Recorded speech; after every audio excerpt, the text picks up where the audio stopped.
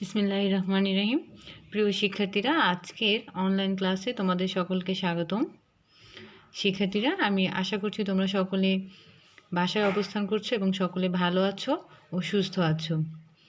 প্রিয় শিক্ষার্থীরা, আমি জাকিয়া সুলতানা, প্রভাষক উদ্ভিদবিদ্যা মধুজৈনা ফাউন্ডেশন স্কুল অ্যান্ড কলেজ, নড়িয়া শরীয়তপুর। শিক্ষার্থীরা, আজকে আমি তোমাদের জন্য একাদশ শ্রেণীর জীববিজ্ঞান প্রথম পত্র হতে একটি লেকচার দেখাবো।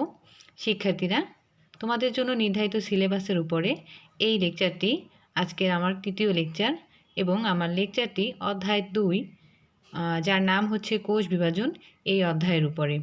প্রিয় শিক্ষার্থীরা, এই অধ্যায়ের উপরে আমাদের এটি দ্বিতীয় লেকচার। শিক্ষার্থীরা, আজকে অধ্যায়টি হতে আমরা যে সকল বিষয়গুলো দেখব সেটি হচ্ছে মাইটোসিসের গুরুত্ব, অনিয়ন্ত্রিত মাইটোসিস এবং তৃতীয় টপিকস হচ্ছে মিওসিসের ধারণা।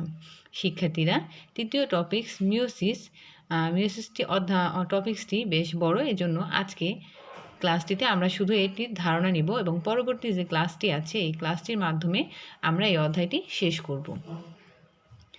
শিক্ষার্থীরা, তোমরা ইতিমধ্যে এই অধ্যায় হতে মাইটোসিস কি, মাইটোসিসের যে প্রক্রিয়া মাইটোসিস প্রক্রিয়াটি সংঘটিত হয় সেই অংশটি দেখেছো পূর্বের লেকচারে। আজকের যে লেকচারটি আছে এই অংশের উপরে আমরা মাইটোসিসের গুরুত্ব দেখব, অর্থাৎ মাইটোসিসটি কেন গুরুত্বপূর্ণ। এই প্রশ্নটি প্রায়শই এসে থাকে গ অথবা ঘয়ের জন্য, তাই আমরা মাইটোসিসের গুরুত্বটি দেখে নেব। শিক্ষার্থীরা, এখানে পয়েন্ট আকারে তোমাদের দেওয়া আছে যে মাইটোসিস কেন আমাদের জন্য গুরুত্বপূর্ণ।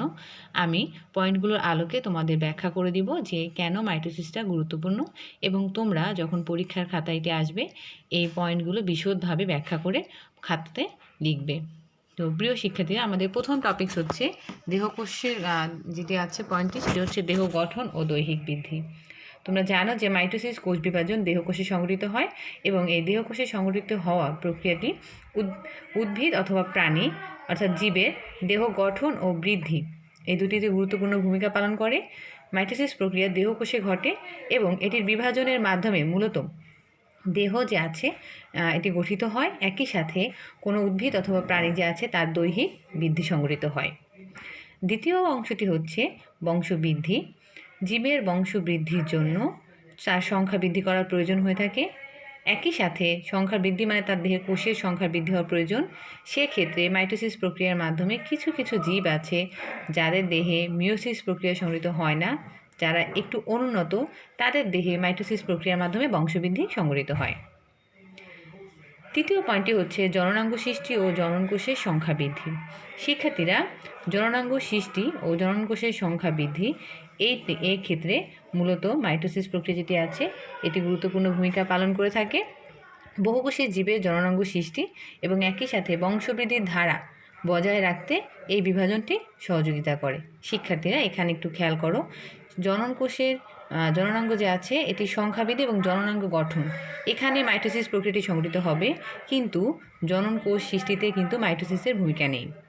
তো প্রিয় শিক্ষার্থীরা, আমরা 4 নম্বর পয়েন্টটি দেখছি, আকার ও আয়তন নিয়ন্ত্রণ। শিক্ষার্থীরা, কোনো জীবের দৈহিক গঠন, আকার, আকৃতি এগুলো সঠিকভাবে বৃদ্ধি সম্পন্ন হয় মূলত যদি কোনো জীবের কোষে মাইটোসিস প্রক্রিয়াটি সঠিকভাবে সংঘটিত হয়। এছাড়া তার আয়তনও নিয়ন্ত্রণ করে মূলত মাইটোসিস প্রক্রিয়াটি, অর্থাৎ একটি জীব তার দেহে যদি সুষ্ঠুভাবে মাইটোসিস প্রক্রিয়া সংঘটিত হয় তবে তার আকার এবং আয়তন সঠিকভাবে নিয়ন্ত্রিত হয়। 5 নম্বরটি হচ্ছে নিউক্লিয়াস ও ক্রোমোজোমের সমতা রক্ষা। শিক্ষার্থীগণ, নিউক্লিয়াস ও ক্রোমোজোম যে আছে এটি সমতা রক্ষায় মাইটোসিস গুরুত্বপূর্ণ ভূমিকা পালন করে। সাধারণত যখন কোষ বিভাজিত হয় তখন কোষে থাকা বস্তুসমূহের সাথে নিউক্লিয়াস ও ক্রোমোজোম যে আছে এটিও বিভাজিত হয়। এইখানে তোমরা জানো যে মাইটোসিস প্রক্রিয়ার মাধ্যমে যে কোষটি সৃষ্টি হয় তা মাতৃকোষের অনুরূপ, অর্থাৎ এখানে থাকা নিউক্লিয়াস ও ক্রোমোজোম মূলত তাদের যে সমতা আছে সেটাকে সে ঠিকভাবে বজায় রাখে। এই জন্য মাইটোসিস প্রক্রিয়ার মাধ্যমে যখন কোষ বিভাজিত হয় তখন তার নিউক্লিয়াস ও ক্রোমোজোম সংখ্যা সমান অনুপাতে ভাগ হয়ে যাওয়ায় সমতাটি এখানে রক্ষা হয়। এর পরবর্তীতে আমরা দেখব 6 নাম্বারটি, ক্ষতস্থান পূরণ। শিক্ষার্থীরা, তোমরা জানো যে যে কোনো জীব সে বিভিন্ন কারণে ক্ষত যদি হয়ে থাকে তার দেহে কোনো আঘাতের মাধ্যমে বা অন্য কোনো কারণে যদি তার দেহের অভ্যন্তরে কোনো ক্ষত সৃষ্টি হয়, এই ক্ষত স্থানের কোষগুলো নষ্ট হয়ে যায়। নষ্ট হয়ে গেলে পরবর্তীতে এখানে নতুন কোষ সৃষ্টির ক্ষেত্রে মাইটোসিস গুরুত্বপূর্ণ ভূমিকা পালন করে। অতি দ্রুত সে ক্ষতটিকে পূরণ করে দেয়। একই সাথে আমাদের দেহে কিছু কোষ আছে যেগুলো মূলত নির্দিষ্ট দিন অন্তর বা নির্দিষ্ট সময় পর মারা যায় বা নষ্ট হয়ে যায়। এই কোষগুলো কিন্তু আমাদের দেহের জন্য অত্যন্ত গুরুত্বপূর্ণ, অর্থাৎ এই কোষগুলোকে পুনরায় আমাদের দেহে তৈরি হতে হবে। এই তৈরি হওয়ার কাজে মূলত মাইটোসিস গুরুত্বপূর্ণ ভূমিকা পালন করে থাকে। তোমরা জানো যে আমাদের রক্তে লোহিত রক্তকণিকা আছে, শ্বেত রক্তকণিকা আছে, এদের একটি নির্দিষ্ট আয়ু আছে। যেমন লোহিত রক্তকণিকার গড় আয়ু 120 দিন। 120 দিন পরে কোষগুলো মারা যাবে। তারপরে কোষগুলো যে তৈরি করে দেওয়া পরবর্তী কাজের জন্য, সেটি মূলত মাইটোসিস করে থাকে। এছাড়া আছে পুনরুৎপাদন, অর্থাৎ যে আমি বললাম যে জীবনকাল যাদের সংক্ষিপ্ত তাদেরকে পুনরুৎপাদনের কাজে মূলত এই মাইটোসিস গুরুত্বপূর্ণ ভূমিকা পালন করে।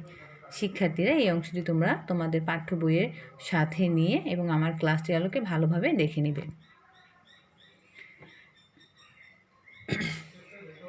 শিক্ষার্থীরা, আমাদের পরবর্তী টপিকস হচ্ছে অনিয়ন্ত্রিত মাইটোসিস।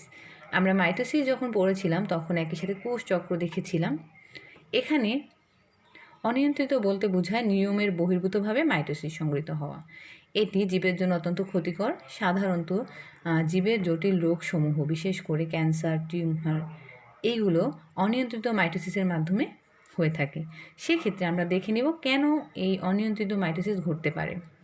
শিক্ষার্থীরা, তোমরা দেখেছিলে যখন কোষ বিভাজন হয়, এক্ষেত্রে কোষ বিভাজনটি নিয়ন্ত্রণ করে সাইক্লিন সিডিকি নামক একটি যৌগ বলো অথবা কমপ্লেক্স বলো, তারা একত্রে এরা কোষ বিভাজনটিকে নিয়ন্ত্রণ করে। একই সাথে আমাদের দেহে থাকা P53 নামক একটি প্রোটিন আছে যেটি সকল কোষে বিদ্যমান থাকে, যেটি মূলত কোষের উপস্থিত থেকে কোষ বিভাজনটিকে নিয়ন্ত্রণ করে। কোনো কারণে যদি এটি ডিফেক্টিভ হয়, অর্থাৎ নিয়ন্ত্রণ হারিয়ে ফেলে, তখন কিন্তু কোষ তার বিভাজন ক্ষমতাকে নিয়ন্ত্রণ করার যে প্রক্রিয়াটি আছে সেটিকে হারিয়ে ফেলে। একই সাথে সাইক্লিন সিডিকে নিয়ন্ত্রণ করাও সে কী করে ব্যর্থ হয়। এই দুটি জিনিস যখন ব্যর্থ হয়ে যায় তখন কোষের যে বিভাজন প্রক্রিয়াটি এটি নিয়ন্ত্রণ হারিয়ে ফেলে এবং সঠিক উপায়ে না হয়ে অনিয়ন্ত্রিতভাবে যত্রতত্রভাবে কোষ বিভাজিত হয়। এর ফলে কোষে ক্যান্সার, টিউমার সহ আরও নানা রকমের মারাত্মক রোগ দেখা দিতে পারে। শিক্ষার্থীরা, তোমরা কোষ বিভাজনের ক্ষেত্রে দেখেছিলে গ্রোথ ফ্যাক্টর কোষ বিভাজনকে নিয়ন্ত্রণ করে, অর্থাৎ গ্রোথ ফ্যাক্টর নামক একটি বিশেষ ফ্যাক্টর যেটি কোষ বিভাজনে সহায়তা করে বা নিয়ন্ত্রণ করে থাকে। ক্যান্সার কোষে গ্রোথ ফ্যাক্টর যে আছে এটি সাধারণত এই সাইক্লিন সিডিকে দ্বারা নিয়ন্ত্রিত হতে পারে না, ফলে সে নিজে নিজেই তার গ্রোথ ফ্যাক্টর তৈরি করে নেয় এবং একই সাথে বারবার একই কোষকে বিভাজিত করে। শিক্ষার্থীরা, আমরা দেখব পরে মিওসিস, যে কোষ বিভাজন প্রক্রিয়ায় নিউক্লিয়াস পরপর দুবার এবং ক্রোমোজোম একবার বিভাজিত হয়ে মাতৃকোষের ক্রোমোজোম সংখ্যার অর্ধেক ক্রোমোজোম নিয়ে 4টি অপত্য কোষের সৃষ্টি করে, তাকে মিওসিস বলে। শিক্ষার্থীরা, আমি টপিক্সটি আগে পড়ে ফেললাম তোমাদের জন্য। এখানে একটি সুন্দর করে সংজ্ঞা দেওয়া আছে। এই সংজ্ঞাটি তোমরা এভাবেই লিখবে। প্রথমে আমি বলি যে মিওসিসটা তোমরা জানো যে জনন কোষে সংঘটিত হয় একটি প্রক্রিয়া। এটি শুধুমাত্র উন্নততর জীব যে আছে তাদের জনন কোষে সংঘটিত হয়। এছাড়া কিছু নিম্ন শ্রেণীর জীব যে আছে তাদের জাইগোটে মূলত মিওসিস সংঘটিত হয়। সেক্ষেত্রে সংজ্ঞাটি আমি এভাবে লেখার কারণ হচ্ছে এই প্রক্রিয়াটিতে মূলত নিউক্লিয়াস যে আছে এটি দুবার বিভাজিত হবে, তবে নিউক্লিয়াসে থাকা ক্রোমোজোম সে মাত্র একবার বিভাজিত হবে, দ্বিবার বিভাজিত হবে না। ফলে এখানে ক্রোমোজোম সংখ্যা কম হয়ে যায় এবং যখন এটি বিভাজিত হয় তখন যে কোষগুলো সৃষ্টি হয় সেখানে ক্রোমোজোম সংখ্যা হ্রাস পেয়ে অর্ধেকে পরিণত হয়। এজন্যই মূলত মিওসিসকে বলা হয়ে থাকে হ্রাসমূলক বিভাজন। তো শিক্ষার্থীরা, তোমরা সংখ্যাটি এভাবে লেখার চেষ্টা করবে। মিওসিসটি অত্যন্ত গুরুত্বপূর্ণ একটি প্রক্রিয়া জীবের জন্য, বিশেষ করে উন্নত শ্রেণীর যে জীব, কারণ উন্নত শ্রেণীর জীবের বংশবৃদ্ধি প্রক্রিয়াটি সম্পূর্ণরূপে মিওসিসের উপরে নির্ভরশীল। মিওসিস প্রক্রিয়াটি জনন কোষে সংঘটিত হয় বিধায় মূলত জনন অঙ্গ থেকে যে গ্যামেট উৎপাদন আছে উৎপাদনে এই প্রক্রিয়াটি বিশেষ ভূমিকা রাখে। তো শিক্ষার্থীরা, আমরা দেখে নেব মিওসিসের কিছু বৈশিষ্ট্য। ডিপ্লয়েড যে জীব আছে তাদের দেহে সাধারণত জনন মাতৃকোষে মিওসিসটি ঘটে থাকে। আর এখানে সাধারণ কথাটি উল্লেখ করা হয়েছে এই কারণে যে ডিপ্লয়েড জীব যাদের ক্রোমোজোম সংখ্যা দ্বিতন বা জোড়া আকারে থাকে তাদের জনন মাতৃকোষে এটি ঘটে, ফলে ক্রোমোজোম সংখ্যা হ্রাস পেয়ে অর্ধেকে পরিণত হয়, তাদের যে ধ্রুব সংখ্যা আছে ক্রোমোজোমে এটি বজায় থাকে। দ্বিতীয়টি হচ্ছে কোষ বিভাজনে নিউক্লিয়াস দুবার ও ক্রোমোজোম একবার বিভাজিত হয়, যেটি আমি সংজ্ঞায় উল্লেখ করেছি যে নিউক্লিয়াস এই বিভাজন প্রক্রিয়ার মাধ্যমে দুবার বিভাজিত হবে এবং ক্রোমোজোমটি মাত্র একবার বিভাজিত হবে, ফলে নতুন সৃষ্ট যে কোষ আছে। আরেকটি জিনিস মনে রাখবে শিক্ষার্থীরা, মিয়োসিস প্রক্রিয়ায় অপত্য শেষ হলে পরে যে অপত্য কোষটি সৃষ্টি হয় সেখানে কিন্তু 2টি না হয়ে 4টি অপত্য কোষে সৃষ্টি হয়। এই 4টি কোষে ক্রোমোজোম সংখ্যা মাতৃকোষে অর্ধেক থাকবে, যেটি মিয়োসিসের সবথেকে গুরুত্বপূর্ণ বৈশিষ্ট্য। শিক্ষার্থীরা আমরা পড়ে যাচ্ছি আমাদের তৃতীয় বৈশিষ্ট্য, হোমোলোগাস ক্রোমোজোম জোড়া বেঁধে বাইভ্যালেন্স সৃষ্টি করে। এটি আমরা আমাদের পরবর্তী ক্লাসে বিশদভাবে দেখব। হোমোলোগাস বলতে বোঝায় যে সকল ক্রোমোজোমগুলো একই রকমের বৈশিষ্ট্য বহন করে তাদেরকে। এই ক্রোমোজোমগুলো এই প্রক্রিয়ায় জোড়া বেঁধে বাইভ্যালেন্ট বা জোড়া সৃষ্টি করে। আমাদের পরবর্তী টপিক হচ্ছে বৈশিষ্ট্যটি হচ্ছে কাইজমা সৃষ্টি এবং ক্রসিং ওভার ঘটে, ফলে জিনের বা ডিএনএর অংশের বিনিময় ঘটে। এই প্রক্রিয়াটিতে মূলত কাইজমা সৃষ্টি হয় এবং ক্রসিং ওভার ঘটে, ফলে এখানে জীবের যে ডিএনএ আছে বা জিনের অংশ বিশেষ আছে এই কাইজমা সৃষ্টির কারণে বিনিময় ঘটে, আর এই বিনিময়টিকে মূলত ক্রসিং ওভার বলা হয়ে থাকে। তো এটি অবশ্যই একটি গুরুত্বপূর্ণ বৈশিষ্ট্য। আমাদের পরবর্তী বৈশিষ্ট্য হচ্ছে অপত্য ক্রোমোজোম মাতৃকোষের অনুরূপ হয় না। যেহেতু এখানে জিনের বিনিময় ঘটে, অর্থাৎ এক অংশের জিনের সাথে অন্য অংশের ক্রোমোজোমের জিনের আদান প্রদান ঘটে, ফলে হুবহু একই রূপ বৈশিষ্ট্য এখানে তোমার প্রতিরূপ বা প্রতিলিপি হয় না।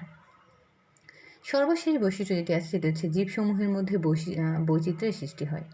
এই প্রক্রিয়ায় যেহেতু জিনের বিনিময় ঘটে, তাই মূলত এখানে জীবের যে বৈশিষ্ট্য আছে বৈচিত্র্য আছে এটি সৃষ্টি হয়।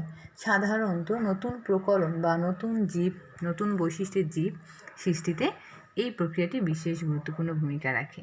শিক্ষার্থীরা, এটি কিন্তু মিয়োসিসের বৈশিষ্ট্য।